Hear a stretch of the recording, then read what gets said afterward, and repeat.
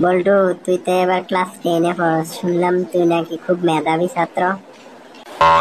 ঠিকই শুনেছিস, আমি তো সবসময় ক্লাসের মধ্যে প্রথম হই, আর আমি তো আসলে একটা মেধাবী ছাত্র। আচ্ছা ঠিক আছে, দেখা যাবে তুই কতটুকু মেধাবী ছাত্র। চল একটা গেম খেলি। আমি তোরে কয়েকটা প্রশ্ন জিজ্ঞেস করব, যদি তুই না পারস তাইলে আমি তোরে চড় মারবো, আর আমি না পারলে তুই আমাকে চড় মারবি। আমি রাজি, আমার কোনো সমস্যা নেই, আর আমি জানি আমি সব প্রশ্নের উত্তর পারবো। আমি তো মেধাবী একটা ছাত্র। আচ্ছা ঠিক আছে, তাহলে আমি শুরু করলাম। আচ্ছা বল্টু, বলতো তাজমহল কে তৈরি করেছে?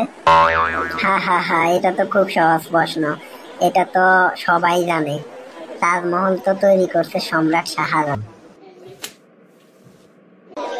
কি হলো, চর মারলি কি কারণে আমাকে? তোরে কোন আবালে বলছে যে তাজমহল তৈরি করছে সম্রাট শাহজাহান? তাজমহল তো তৈরি করছে মিস্ত্রি। আচ্ছা ঠিক আছে, এবার আমার পালা। বলতো মুরগি আগে না ডিম আগে?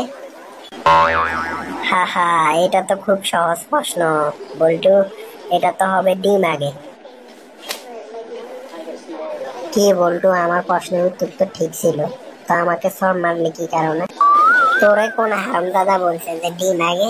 ডিম কিভাবে আগে হয়? মুরগি ছাড়া কখনো দেখছস ডিম হয়? আচ্ছা বল্টু, বলতো তেলের খনি কোথা থেকে পাওয়া যায়? একটু চিন্তা করে বলতেছি। ও আচ্ছা আচ্ছা আচ্ছা, তেলের খনি পাওয়া যায় সমুদ্রের তল দেশে। কি হলো, এবার তো রাইট অ্যান্সার ছিল। এবার সর মারলি কি কারণে আমাকে? আরে পাগল, তেলের খনি তো হলো খাটের তলে। তুই দেখছ না এই বাংলাদেশের খাটের তল থেকে তেলের খনি উদ্ধার করা হয়েছে। আচ্ছা বলতো বাংলাদেশের সুপার ডুপার নায়কের নাম কি? এটা তো সবাই জানে, বাংলাদেশে যদি সুপার ডুপার নায়ক থাকে তাহলে তো একজনই আছে, সে হলো হিরো আলম।